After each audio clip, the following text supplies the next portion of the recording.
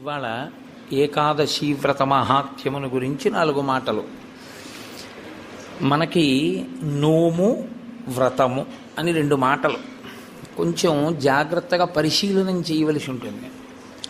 నోము అన్న మాట స్త్రీలకి సంబంధించి ఉంటుంది సాధారణంగా. వ్రతము అన్న మాట దంపతులకు సంబంధించి ఉంటుంది. దంపతులకు సంబంధించి ఉంటుంది కాబట్టి వివాహానంతరము మాత్రమే వ్రతములు ఉంటాయి. నోములు వివాహపూర్వము ఉంటాయి, వివాహానంతరము ఉంటాయి.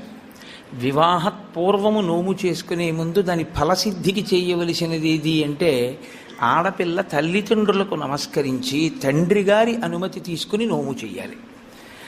వివాహానంతరము ఆడపిల్ల నోము చేస్తే భర్త గారి పాదములకు నమస్కరించి భర్త అనుమతి తీసుకుని చెయ్యాలి. స్కాంద పురాణంలో దీని మీద ఒక పెద్ద ఆఖ్యానం ఒకటి ఉంది. ఒక వ్యక్తికి 2 భార్యలు. పెద్ద భార్య ఆయన్ని అనువర్తించి ఆయన ఏది చెయ్యమంటే అది చేసేది. ఒకవేళ ఆవిడ ఏదైనా చేద్దాం అనుకుంటే ఆయన పాదములకు నమస్కరించి ఆయన ఆశీర్వచనాన్ని అపేక్షించి అది పొంది చేసేది. చిన్న భార్య పెద్ద భార్య కన్నా ఎక్కువ నోములు నోచేది. కానీ ఆమె భర్త అనుమతి తీసుకోవడం కానీ భర్త పాదములకు నమస్కరించి కూర్చుని చేయడం కానీ ఎప్పుడూ చేసేది కాదు. కాకతాళీయంగా ఈ భర్త 2 భార్యల శరీరములు ఒకరోజే పడిపోతే ఆ భర్త శరీరాన్ని పెద్ద భార్య శరీరాన్ని వాళ్ళ జీవుల్ని స్వర్గలోకానికి తీసుకెడుతున్నారు. చిన్న భార్య శరీరాన్ని నరకానికి తీసుకెళ్ళారు. జీవుణ్ణి తీసుకెడితే ఆవిడ పరివేదన చెందింది. అదేవిడ పెద్ద ఆవిడ కన్నా నేను చాలా చేశాను, నన్ను నరకానికి తీసుకెడుతున్నారు ఏమిటంది. నువ్వు ఎన్ని చేసినా నోమునకు ఒక ప్రధాన నియమం ఒకటి ఉంది. భర్త అనుమతి లేకుండా భర్తకి నమస్కరించకుండా చెయ్యకూడదు. అలాగే అందుకే కొన్ని వ్రతకల్పములోకి వచ్చినా పక్కన భర్త కూర్చోకపోయినా ఆయన అనుమతితో ఆవిడ చేసింది కాబట్టి నోము వ్రతముగా మారిపోతుంది. వరలక్ష్మీ వ్రతము అప్పుడు మరి భర్త పక్కన కూర్చోలేదుగా వరలక్ష్మీ వ్రతం చేసేటప్పుడు. అంటే భర్త పాదములకు నమస్కరించి చేసినటువంటి కారణం చేత ఆ నోము వ్రతమే అయిపోతుంది. అది దాని స్వరూపము నోము, కానీ వ్రతంగా ఎప్పుడు మారుతుందంటే భర్త పాదములకు నమస్కరించి.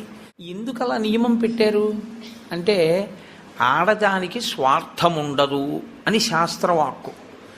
వివాహపూర్వము ఆమె ఏది చేసినా మంచి భర్త కొరకు, వివాహానంతరము ఆమె ఏమి చేసినా అత్తమామలు పుట్టింటి వారి యొక్క సౌఖ్యము కొరకు.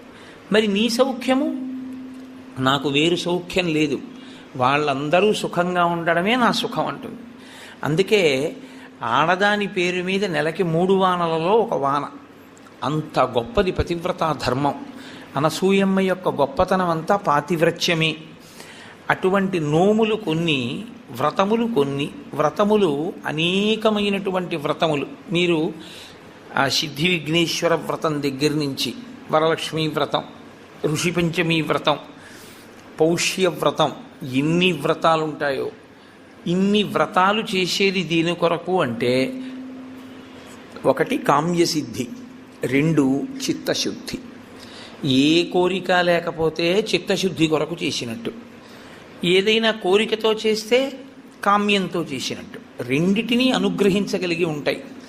ఇలా రెండిటిని అనుగ్రహించగలిగినటువంటి వ్రతములు మీరు ఏ కోరిక కోరుకోకపోయినా తప్పకుండా ఇది మాత్రం మీరు చెయ్యండి.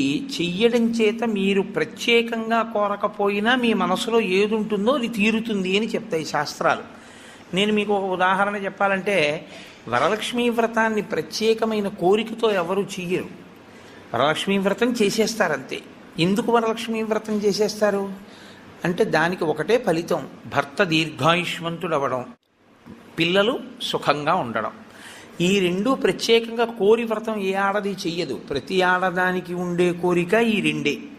కాబట్టి వరలక్ష్మీ వ్రతం ప్రత్యేకంగా చెయ్యాలా కోరికతో, లేకపోతే ఏ కోరిక లేకపోయినా చెయ్యాలా అంటే ఆ కోరిక నీకు ఎప్పుడూ ఉంటుంది కాబట్టి వరలక్ష్మీ వ్రతం చేయడమే.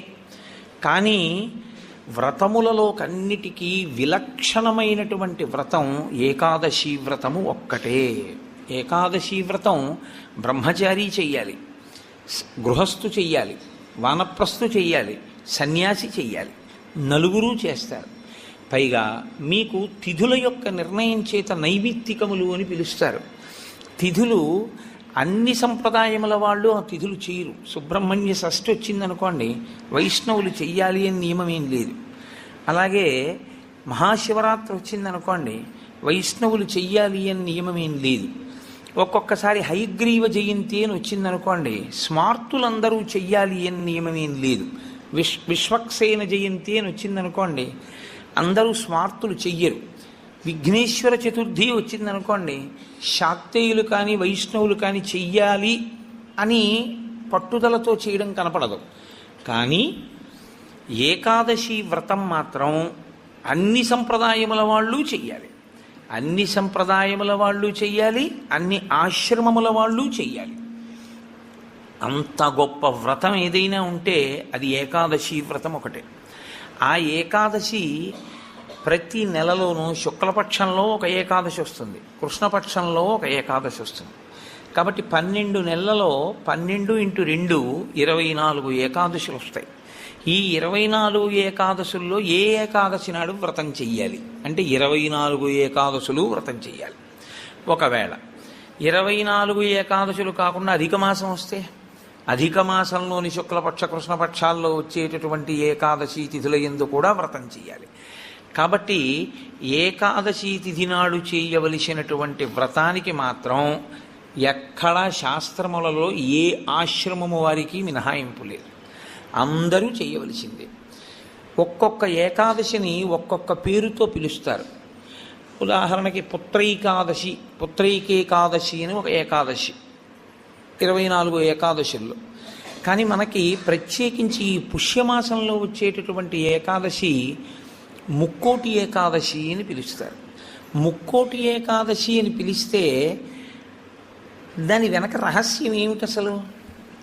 ముక్కోటి ఏకాదశి అంటే 3 కోట్ల ఏకాదశి అని. పోనీ దేవతల సంఖ్య చూద్దామా, 33 కోట్లు. 3 కోట్లు కాదు. మరి ముక్కోటి ఏకాదశి అన్న పేరు అసలు ఎందుకు వచ్చింది? 3 కోట్ల ఏకాదశి అన్న పేరు రావడానికి కారణం ఏమిటి అంటే, ఏ ఏకాదశిని విడిచిపెట్టి ఉండడానికి వీలు లేనటువంటి స్థితిలో ఏకాదశి చేయకుండా జీవించేసేవాళ్ళం మనం. ఏ ఆశ్రమంలోనూ కూడా బ్రహ్మచారిగా ఉండగానూ ఏకాదశి లేదు, గృహస్థుగాను ఏకాదశి లేదు. మిగిలిన 2 ఆశ్రమాల గురించి నేను మాట్లాడను, ఎందుకంటే వాటిని స్పృశించి మాట్లాడే అధికారం నాకు లేదు. కాబట్టి ఈ 2 ఆశ్రమాల్లోనూ ఏకాదశి చెయ్యట్లేదు. మరి అంత గొప్ప ఏకాదశి వ్రతాన్ని చెయ్యకపోతే పాడైపోతున్నాడు. కాబట్టి ఏ ఏకాదశి నాడు వ్రతం చేస్తే 3 కోట్ల ఏకాదశులు చేసినటువంటి ఫలితం వస్తుందో ఆ ఏకాదశికి ముక్కోటి ఏకాదశి అని పేరు. కాబట్టి 3 కోట్ల ఏకాదశులు చెయ్యడము అంటే ఈ ఉపాధితో ఉండగా చేసేవి 3 కోట్ల ఏకాదశులు ఒక్కనాటికి ఉండవు. ఈ ఉపాధి కాకుండా ఇత పూర్వం పొందినటువంటి తిర్యక్ ఉపాధులు కానీ, హీనోపాధులు కానీ, జంతువులు మొదలైనటువంటి ఉపాధులు కానీ వాటికి ఏకాదశి వ్రతం లేదు. మరి 3 కోట్ల ఏకాదశులు నువ్వు చేసినట్టు అన్న ఫలితాన్ని మీకు ఎలా ఇస్తారు అంటే, ఈ శరీరంతో 3 కోట్ల ఏకాదశులు చేయడానికి కావలసిన నాళ్ళు బ్రతకడానికి ఆయుర్దాయాన్ని ఈశ్వరుడు నీకు ఇస్తే, 3 కోట్ల ఏకాదశులు చెయ్యగలిగితే నిరంతరంగా ఎంత పెద్ద ఫలితం నీకు సంప్రాప్తిస్తుందో అంత పెద్ద ఫలితాన్ని ఈశ్వరుడు అనుగ్రహించి సంవత్సరంలో కనీసం ముక్కోటి ఏకాదశి చేసినటువంటి వాడి ఖాతాలో వేస్తాడు. అంటే నైమిత్తిక తిథిగా ముక్కోటి ఏకాదశి అంత విశేషమైనటువంటి స్థితిని పొంది ఉంటుంది. ముక్కోటి ఏకాదశి నాడు ఏం జరిగితే ఈశ్వరుడు ఈ స్థితిని ఇచ్చాడు? ముక్కోటి ఏకాదశి నాడు 2 జరిగాయి అని చెప్తారు. ఒకటి, అమృతం పాలసముద్రంలోంచి పైకొచ్చింది. 2, ముక్కోటి ఏకాదశి నాడే పరమేశ్వరుడు హాలాహలాన్ని భక్షణ చేశాడు. పరమేశ్వరుడు లోకం కోసం హాలాహలాన్ని భక్షించాడు కాబట్టి ఆ రోజున మేమేమీ తినకుండా ఉంటామంటారు శైవులు. అమృతాన్ని లోకం కోసం ఉత్పాదించి మహాకూర్మంగా పాలసముద్రంలో పడుకుని తన వీపు అంత ఒరుసుకుపోతున్నా దేవతలకు అమృతోత్పాదనం చేసి వాళ్ళని కాపాడి రాక్షసుల్ని మోహిని రూపంలో నిగ్రహించాడు. కాబట్టి విష్ణు స్వరూపం కోసం మేము ఉపవాసం ఉంటున్నామంటారు వైష్ణవులు. విష్ణువు అంత గొప్ప స్థితిని పొంది దేవతలకి రాక్షసులకి అమృతాన్ని పంచేటప్పుడు రాక్షసులకు చిక్కకుండా దేవతలకి పంచడానికి కావలసిన మోహ పెట్టగలిగినంత సౌందర్యాన్ని అమ్మవారిని ఉపాసన చేసి పంచగలిగాడు. కాబట్టి అమ్మవారు ఈ అదృష్టాన్ని కల్పించింది కాబట్టి మేము ఉపవాసం ఉంటామంటారు శాక్తేయులు. అసలు ఇన్ని కార్యాలు జరిగాయి అంటే ఏ విఘ్నం లేకుండా చేసినవాడు మా గణపతే కాబట్టి మేము ఈ రోజున ఉపవాసం ఉంటామంటారు గణాపత్యుడు. ముక్కోటి ఏకాదశి నాడు మీరు చెయ్యండి అని చెప్పవలసిన అవసరం లేకుండా అన్ని సంప్రదాయముల వాళ్ళు ఉపవాసం ఉండడానికి కారణం బాహ్యంలో అది. ఆంతరమునకు సంబంధించినంత వరకు ఏకాదశి వ్రతానికి సంబంధించి ఒక గొప్ప రహస్యాన్ని శాస్త్రం ఆవిష్కరిస్తుంది. ఈ శరీరాన్ని ఇచ్చుదండంతో పోలుస్తారు. ఇచ్చుదండము అంటే చెరుకు కర్ర. అమ్మవారి చేతిలో చెరుకు కర్ర కదు పట్టుకుంటుంది. మనకి భగవంతుడిచ్చినటువంటి చాలా గొప్ప వరం ఏమిటో తెలుసా అండి? మన ముఖం మనకి కనపడకుండా చేయడం. ఒక్క సెల్ ఫోన్ దొరికితేనే వాడు మైమరిచిపోయి 2 వీలర్ మీద సెల్ ఫోన్ చెవి దగ్గర పెట్టుకుని యాక్సిడెంట్లు చేస్తున్నాడు. ఎవడి ముఖం వాడికి కనపడింది అనుకోండి, ఇంకా ఇతరాలు ఎందుకు చూస్తాడు?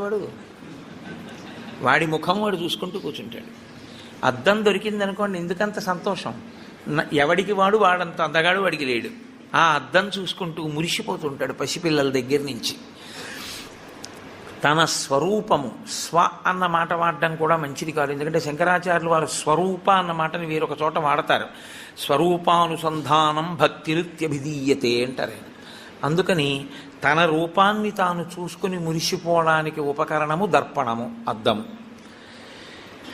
ఎప్పుడూ మనకెలా ఉంటుందంటే చెరుకు కర్రకి కింద నుంచి పై వరకు మీరు ఎక్కడ కొరకండి తీపే. అలాగే మన శరీరం అంటే కింద నుంచి పై వరకు మనకి తీపే. ఈ శరీరంలో అబ్బాయి బొట్టు పెట్టుకోరా అన్నారనుకోండి, వాడికి బొట్టు పెట్టుకోవడానికి చిన్నతనం. బొట్టు పెట్టుకుంటే వాడి అందం అంతా ఏదో పాడైపోతుందని వాడికి ఒక భ్రాంతి. అందుకని వాడు బొట్టు పెట్టుకోడు. వాడు బొట్టు పెట్టుకోక ఏం కోల్పోతున్నాడో వాడికి తెలియదు. తెలియక బొట్టు పెట్టుకోవడానికి పెద్ద భేషజం. నిజంగా నువ్వు పెట్టుకున్న బొట్టు నీకు సాంప్రదాయికమైన సౌందర్యాన్ని, ఎంత సౌందర్యాన్ని తీసుకొస్తుందో నీకు తెలియదు. ఈశ్వరుడు పుట్టుమచ్చ తీసుకొచ్చి పెట్టుంటే ఏం చేస్తావు? పెట్టుకోరా అన్న బొట్టు మాత్రం పెట్టుకోవడానికి మనకు అంత కష్టం ఎందుకని? అయ్యి బాబోయ్, ఈ శరీరం యొక్క అందం ఏమైపోతుందో అని. కానీ శాస్త్రం అంటుంది అసలు 84 లక్షల జీవరాశులలో ఈశ్వర పథంలో నడవడానికి అనువైనటువంటి ఉపాధి ఒక్క మనుష్య ఉపాధి మాత్రమే. ఏకాదశి వ్రతం జంతువుకుందా? లేదు, మనుష్యునికే ఉంది. భగవన్నామం చెప్పగలిగినటువంటి అదృష్టం ఇతర ప్రాణికుందా? ఒక్క మనుష్యుడికి ఉంది. భగవత్ పూజ చేసేటటువంటి అదృష్టం ఇతర ప్రాణికుందా? ఒక్క మనుష్యునికే ఉంది. ఇన్ని అదృష్టములు మనుష్యునకు ఉన్నా మనుష్యుడు దేని కొరకు వీటన్నిటినీ విడిచిపెడతాడు అని అడిగింది. అంటే దాన్ని చాలా గొప్ప రహస్యమైనటువంటి విధి విధానంలో కట్టడి చేసి మనిషికి భోగమునందు ఉండేటటువంటి లాలసని ఈశ్వరుడు నిరూపణం చేస్తాడు. ఉపాసన కాలమంతా దక్షిణాయనం, దక్షిణాయనం అంతా ఉపాసన, ఉత్తరాయణం అంతా తరిస్తాడు. బాగా చదువుకోవలసిన సమయంలో చదువుకున్నవాడు పరీక్షలు రాసినప్పుడు రాసి ఇంక సెలవుల్లో ఆడుకున్నట్టు. దక్షిణాయనంలో ఉపాసన చేయడానికి అడ్డొచ్చేది అంటే ప్రకృతి. ప్రకృతి బాహ్య ప్రకృతి, ఇక్కడ ఉండేటటువంటి ప్రకృతి అంటే బ్రహ్మాండ ప్రకృతి, పిండాండ ప్రకృతి. మీరు చూడండి, దక్షిణాయనం ఆషాఢమాసం దగ్గరలో ప్రారంభం అవుతుంది. ఆషాఢమాసం దగ్గర నుంచి ఇంకా మీకు వరస అన్నీ ఈశ్వరోపాసనకి సంబంధించినవి. విఘ్నేశ్వర వ్రతకల్పం కానివ్వండి, లేకపోతే శ్రావణ మాసం శుక్రవారాలు కానివ్వండి, మంగళగౌరీ వ్రతం కానివ్వండి, ఆ తర్వాత వచ్చేటటువంటి శరత్కాలంలో వచ్చే దేవీ నవరాత్రులు కానివ్వండి, తదనంతరం కార్తీకం, మార్గశీర్షం, పుష్యం, మాఘం, ఇవన్నీ విశేషమైనటువంటి ఆరాధన. భగవంతుణ్ణి ఆరాధించి మిక్కుటమైన ఫలితాన్ని పొందడానికి కావలసిన తిథులన్నీ అక్కడే ఉంటాయి. కానీ ఈయన ఎందుకు లేవలేడు, ఎందుకు ప్రాతకాల స్నానం చెయ్యలేడు? ఒక్కటే కారణం, గాలి అక్కర్లేదు, ఉన్న తలుపులు వేసేస్తే చాలు.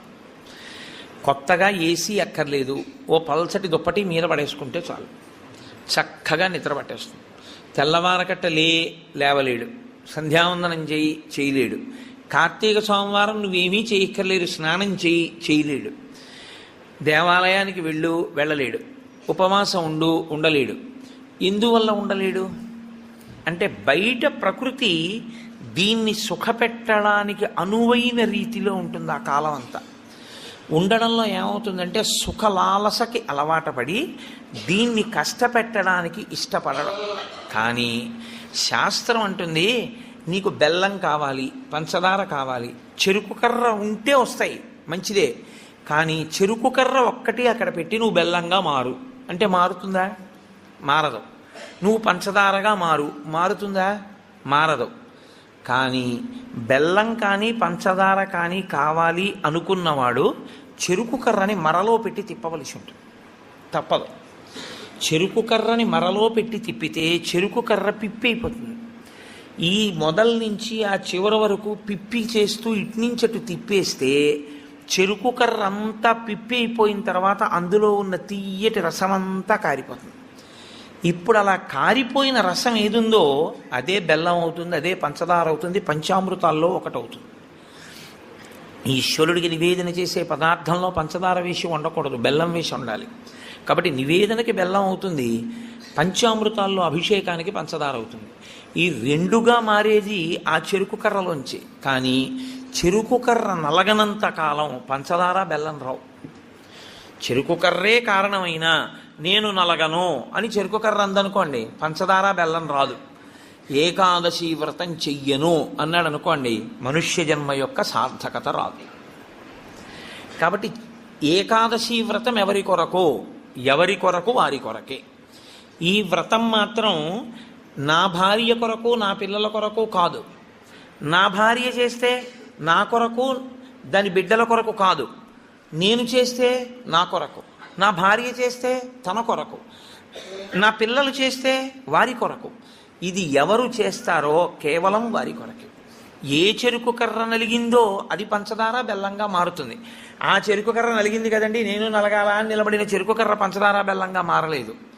అలాగే ఎవరు శరీరాన్ని ప్రయత్నపూర్వకంగా క్లీశ పెడతారో వారు మాత్రమే ఏకాదశి వ్రతమును చెయ్యగలరు. క్లేశము అనుభవించడానికి ఇష్టము లేనివారు ఏకాదశి వ్రతము చెయ్యలేరు. అందుకే ప్రతి శుక్లపక్షంలో ఈశ్వరుడు కృష్ణపక్షంలో ఏకాదశి తిథిని ఎందుకు నిర్ణయం చేశాడో తెలుసా అండి? ఒక్కటే కారణం.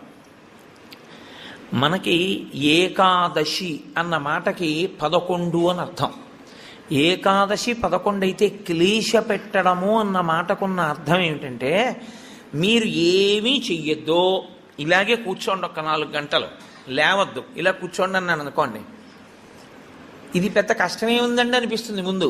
కానీ ఓ అరగంట అయ్యాక బోల్డ్ అని పనులు ఉన్నాయి, ఏమిటో ఇలా కూర్చోబెట్టాడు, ఉత్తినే ఇలా కూర్చోవడం వల్ల ఎన్ని పనులు పోతున్నాయి, ఇటు కూర్చోవడం ఏమిటి అనిపిస్తుంది. ఓ గంట పోయాక నాకేమీ అక్కర్లేదు కానీ కాస్త ఈ కాలు తీసి ఈ కాలు పైకి ఎత్తనిస్తే చాలనిపిస్తుంది. కూర్చోలేడు. ఈ శరీరాన్ని అలా మీరు కూర్చోవడానికి అనువుగా 4 గంటలు కూర్చోబెట్టగలిగారనుకోండి, క్లేశపడి అయినా ఆసనం మారకుండా, పూజలోంచి పైకి లేవకుండా, ఆవలించకుండా, ఒళ్ళు విరవకుండా మీరు పూజామందిరంలో కూర్చోగలిగితే శరీరము క్లేశపడుతోందని తెలిసినా మీరు దాన్ని అలా కూర్చోపెట్టగలిగితే మీ శరీరము కన్నా మీ మనసు పైన నిలబడి అధికారాన్ని పొందింది అని గుర్తు. ఎందుకు అంటారేమో, ఇది నలుగుడు పడకుండా, ఇది క్లేశపడకుండా ఇది వెళ్ళదు. ఇది శాస్త్రంలో పరమరహస్యం. ఇది అసలు వచ్చినది ఎందుకు అంటే 2 కారణాల కోసం ఈశ్వరుడు దీన్ని ఇస్తాడు. తరించాలి అన్న ఉద్దేశ్యం తనంత తాను పొందని వాడికి ఈ శరీరం రావడం వల్ల వచ్చే ప్రయోజనాలు 2. ఒకటి, పూర్వజన్మలో చేసుకున్న పుణ్యము క్షయమైపోతుంది, పూర్వజన్మలో చేసుకున్న పాపము క్షయమైపోతుంది. ఈ 2 జరుగుతాయి. ఎలా జరుగుతాయని మీరు అడుగుతారేమో. దీనికి ఏదో అనారోగ్యం వస్తుంది, ఈ మోకాలు నొప్పెడుతుంది, అబ్బా మోకాలు నొప్పిగా ఉంది, మోకాలు నొప్పిగా ఉంది, మోకాలు నొప్పిగా ఉంది అంటాడు. అసలు శరీరం అన్నది లేదనుకోండి, నొప్పిగా ఉందని బాధపడడానికి మీకేముంది? మీరు బాధపడడానికి ఏం లేదు. మీరు బాధపడాలి అంటే మీకు శరీరం ఉండాలి. శరీరం ఉంటే మనసు ఉంటుంది.